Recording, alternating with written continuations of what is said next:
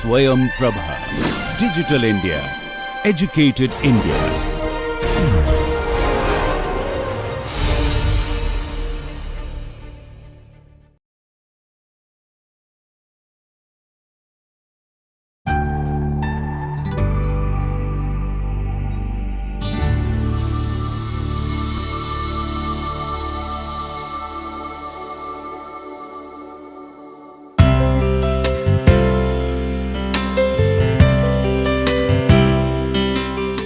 Hello. Last day in the last lecture we discussed rental housing and employees housing. In this series of lecture we are discussing every options of the housing typology which can create affordable and formal housing. In this series today we will discuss the two more options of formal housing and which can offer very good affordable accommodation, that is working persons hostel and service apartment. Now please recall the discussion which we had in the last lecture related to employees housing and rental housing. We had the discussion that in rental housing and employees housing it is for the short duration and to create community, to have the community in a better and to reduce the travel time between your work and home, this kind of housing options are encouraged.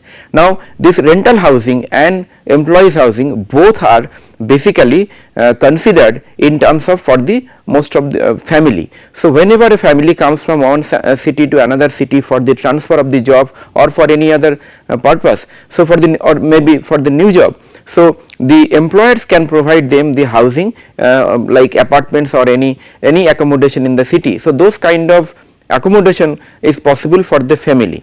Similarly, for the rental housing can be created from the private side also, and it can address the future formation of the slums and squatter by delivering many numbers and many varieties of the rental housing, starting from very small to medium and to large. Like there could be rental housing like one room unit, like one room kitchen and toilet units. Now apart from this two options where employees housing and rental housing was discussed, we also discussed that for rental housing and employees housing we can do that by allocating land at the housing strategy level, by taking the stakeholders at the strategy formation or the plan formation in place, and also we can do that by creating compact development, more denser development, high density, by giving more FAR, by promoting mixed use, so that the corporate house or the companies or the organization, they can have some portion of their campus, some portion of their office, the building for the residential purpose. So all these strategies we discussed to promote or to create the employees and rental housing.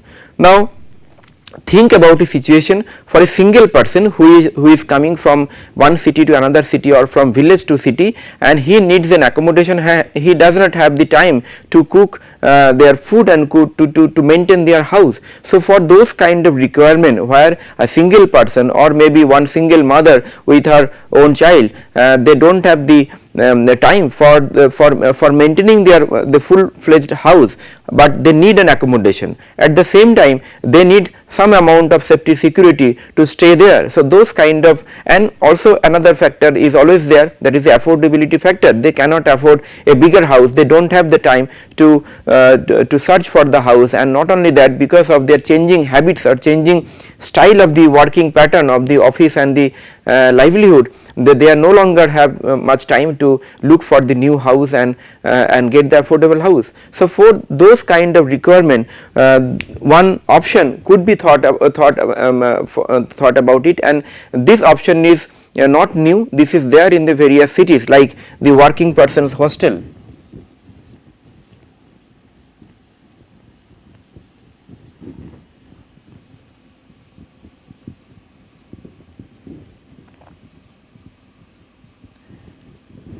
In this option basically you are having accommodation, only room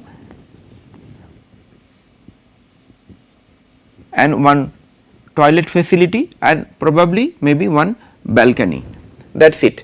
But you do not have the kitchen facility, whereas the kitchen and the other facility like laundry and all those facility are basically community level. That means it is a common kitchen run by the authority or run by some agency, some NGO and or some private entrepreneurs. So, kitchen is the common, and around the kitchen there are multiple rooms like hostel. So, this becomes a very good option as an affordable option for the small family. So, working person hostel is suitable for singles or for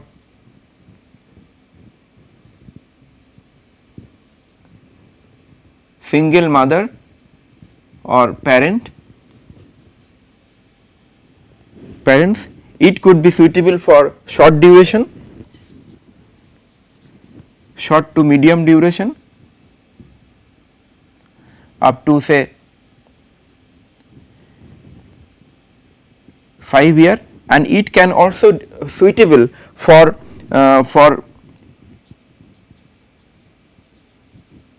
irregular timing of your job profile. For example, those who work in a BPO or those who work in a 24/7 kind of schedule in a office, they do not have time to maintain their own kitchen or their laundry service. So, for those kind of irregular timing of the job profile, they can have the working person's hostel, and also it is provide a affordable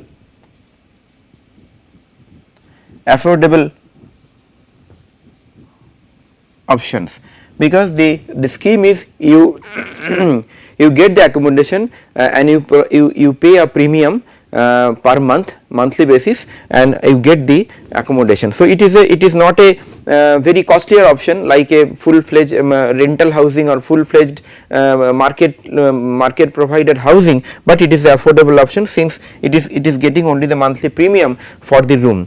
And the kitchen facility, kitchen and cooking is on payment. So, on payment basis it is available, and also it ensures the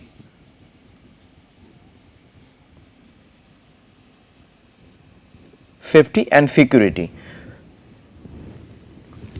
So, for those kind of purposes, the working person's hostel is a very nice option which can be run by a simple family also, because we have known the term like paying guest in the bigger city, but the paying guest, which is nothing but the converted position of a or converted condition of a regular residential accommodation, but the concept of paying guest can be elaborated, can be transferred in a little bigger scale, and a hostel like situation can be created to offer affordable and short duration accommodation for singles and single parents. That is the objective of the working person's hostel. Now, another options are available at the cities, that is service apartment.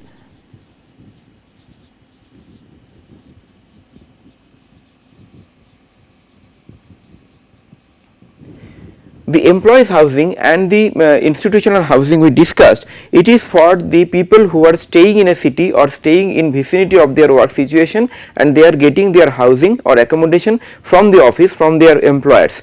But think about a situation that you are sent to another city for a business purpose or business meeting and you have to stay there for 1 week or maybe 15 days. So, for those kind of situation, for those kind of duration, if you want to take a hotel and if you want to take a costly accommodation like any hotel or any guest house, it will be much costlier than for the company which is sending you to for that business purpose. So, for those kind of little long duration business trip, like usually business trips for 1 or 2 days can be taken care of by the hotels or the guest houses, but if the business trips are more than 1 day or 2 day, it may be 1 week or 2 week. For those kind of trips, the concept of service apartments could be thought. So, service apartments are basically the apartments of like 1 hall kitchen, 1 BHK,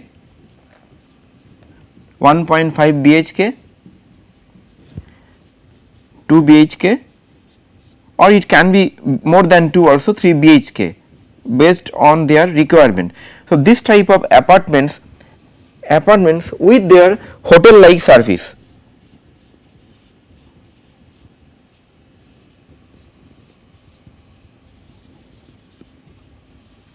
For example, the restaurant, the food facility, the laundry facility, the security, safety, the cooking, ventilation, and the heating, ventilation, and the cooling of the whole apartments. All these services are available in the service apartment. But only difference between a service apartments and the hotel is that a hotel runs on a commercial basis, per day basis, and the service apartment runs on a minimum week duration basis. So, and another thing is that the corporate offices and the companies, they can hire the service apartment for like say in a lease period of say 1 year. 1 year or so, and between that time they could have a frequent visits of their own officials and people on the staffs, and they can stay there for 1 week or 2 weeks. And apart from that, it can be rented, it can be given on rent, or it can be hired for duration like 1 week to 1 month for another other organizations. So, working persons hostel and service apartments are even better for the for the short duration visit, and this is much more affordable than the service apartment, because working persons hostel run on an individual basis. An individual person can come to another city and take a working persons hostel, but the service apartment basically are run for the offices and for the commercial establishment by and large, and it can be taken or it can be availed through that route only. Now, let us see some of the other salient points, how we can strategize and how we can promote this or plan for these two kinds of housing typology. The firstly, the working persons hostel is basically single or small family who cannot afford regular rental apartments and house, that we have already discussed. So, it is for only small family like single person or single parents, and it is required for small to medium duration, 1 month to 1 year. It can be up to 5 years in some cases. So that can be a very good option for those kind of requirement. The community kitchen on payment basis is provided. Apart from the kitchen, the services like laundry, services like safety, security, or services like washing, all these facilities could be provided by the authority, that is also possible, or the private agency on payment basis. So, other facilities as we told can be arranged on payment basis. This is one of the affordable options for working women and other persons accommodation. So, working persons hostel can create accommodation for working women's accommodation, because usually working women, when they shift from one city to another city, they may not get, or the bachelors, they may not get the accommodation in normal rental housing route, they don't get the rental housing. So, this could be a very good option, because here it is made for the working persons, people who are coming from one city to another city for short or medium duration.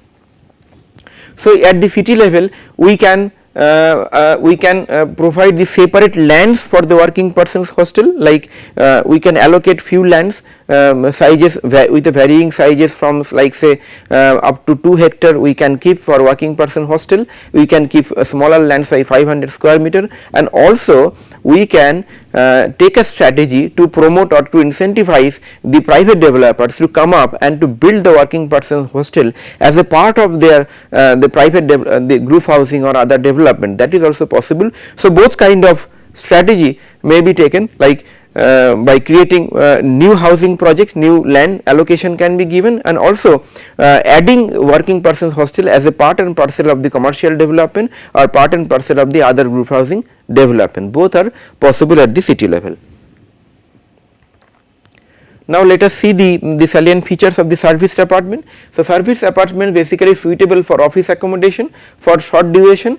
Office accommodation is suitable for the people who are coming for the business trips and will be staying there for 1 week or 2 weeks or so, and it is better for those kind of trips, and it is affordable in comparison to the hotel facility, but it is not that much cheaper like a working person's hostel. And working person hostels are given for 1 year or so, I mean for regular staying and for regular residential accommodation, but it is not a regular residential accommodation.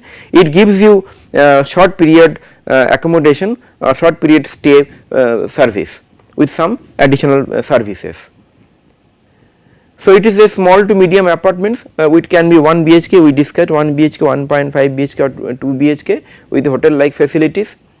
It is the relatively costlier than the hostels. Hostels are much more affordable, like in today's time you can have the hostel in bigger cities like 2000, 3000 rupees per month you can have the hostel, but whereas the service apartment will cost you like say 10,000 per week, but the hotel will the similar service to get the similar service in a hotel will cost like 5,000 or 6,000 per day. So, you can see that where hotel is a commercial establishment and it is much more costlier, service apartment is in between, and the working persons hostels are much more affordable for the single persons.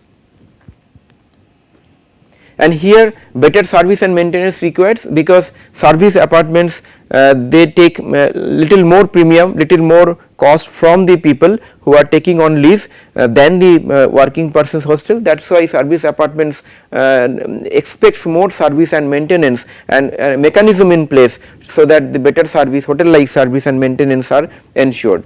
And it is mostly located near the commercial and business areas. Now, number of service apartments is not very huge like rental housing or employees housing, because service apartments are hired on lease basis by the companies. So, it is possible that that in a city, it is a central business area. In the last discussion we discussed that if this is the CBD area where basically you are having your office accommodation. So, in this location only service apartment could be accommodated, whereas for the rental housing, employees housing, we can create different kind of land in between the central business district and the periphery. There could be various land for rental housing, but here the service apartment could be accommodated in the central business district area, because it will ensure more business time for the people who are traveling for the business purpose, and also it will enhance some amount of mixed land use in the commercial area, and which will create a vibrant lively environment even in the business area. So, that is the advantage of having the service apartments within the business district. And service apartments are provided on the lease basis, like as I told 1 year or 2 year, it can be given to the lease basis to the to bigger corporates, but apart from the lease a small company, small corporate office or small organization, they can hire from the market the service apartments as well for short duration like 1 month or 15 days or 1 week. So, these are salient features of the service apartment. So, usually for the service apartments we do not provide a separate dedicated land, but yes, we promote mixed use, we promote compact development in a business district area, so that the commercial offices, corporate offices who are coming there, who are developing their office, they can have their service apartments for their business trips, for facilitating their accommodation of the officials and on the officers, that is possible. But usually we do not provide the service apartment as a separate housing typology in residential area. So, the difference between the service apartments and the working persons hostels are both are providing residential facility, where the hostel is giving the permanent residential facility for a specific duration of 1 year, 2 year or 3 year or 5 year, but the service apartments are giving residential facility on a temporary basis when a person is coming for a business trip or any other trip for short duration. Second is that service apartments is having essentially hotel like services and amenities, but not not pricing like a hotel room, but it is much more affordable than a hotel, whereas in the hostels only the common kitchen and the cooking and the mess facility is available, but it is much more affordable than the service apartment. So, service apartments, where the service apartments is meant for the business person and the officials, and the working persons hostels are meant and developed for the people who are coming to the other city and staying there for longer duration, and they cannot afford the other rental housing and the market provided group housing. So, those kind of purpose the working person hostel can be developed. One of the issues in the working persons hostel and service apartments are the especially for the working persons hostel is the poor quality of their structural quality, maintenance quality. So, it can be augmented, it can be taken care of by making a mechanism of maintenance and repair and providing better service on payment basis that can be worked out by various agencies. The city authorities, the urban local bodies, they can take action, they can promote, they can encourage the people who are organizing or who are basically giving the facility of the working persons hostel, so that they can provide better facility and maintenance for the people. Those kind of strategies can be taken at the local level definitely. So, with this we conclude that the working persons hostel and service apartments both are very important option for very short period to medium period by the people and by the corporate people for the business purpose that is possible inside the city. Now, I have not shown any specific example. I request you that you please go to the websites and see the various examples are available and see what kind of examples and possibilities are there, starting from their location, land value, their pricing mechanism, their design and their problems and issues, so that you can at least understand that how it is look like and how it can offer a viable option and viable affordable housing option for the people. So, with this we are concluding the formal housing part. Maybe in the end when we will be summarizing the planning of the housing, we will be touching few more options, but next day in the next lecture we will discuss the basically the informal housing. So far we have discussed the core city and the new housing areas, which is basically formal areas. In the core city we have discussed that we renew the infrastructure, we regenerate the area, but in the new housing we have discussed group housing, plotted housing, cooperative housing, the community development in the new housing areas, and today and then we discuss rental housing, employees housing and serviced apartment and working persons hostel. So, next day we will discuss that informal housing, the housing which is generated through the informal mechanism, who does not have the formal transaction like say any formal housing we discussed. So, those kind of housing we see as in terms of urban village, in terms of slums, quarter and the unauthorized colonies. So, what type of planning and strategy can be taken, what kind of schemes can be interlinked with this kind of informal housing, what kind of planning strategies and the concepts we can undertake, approach we can take for those kind of planning, that we will discuss in the next class. So, thank you for today.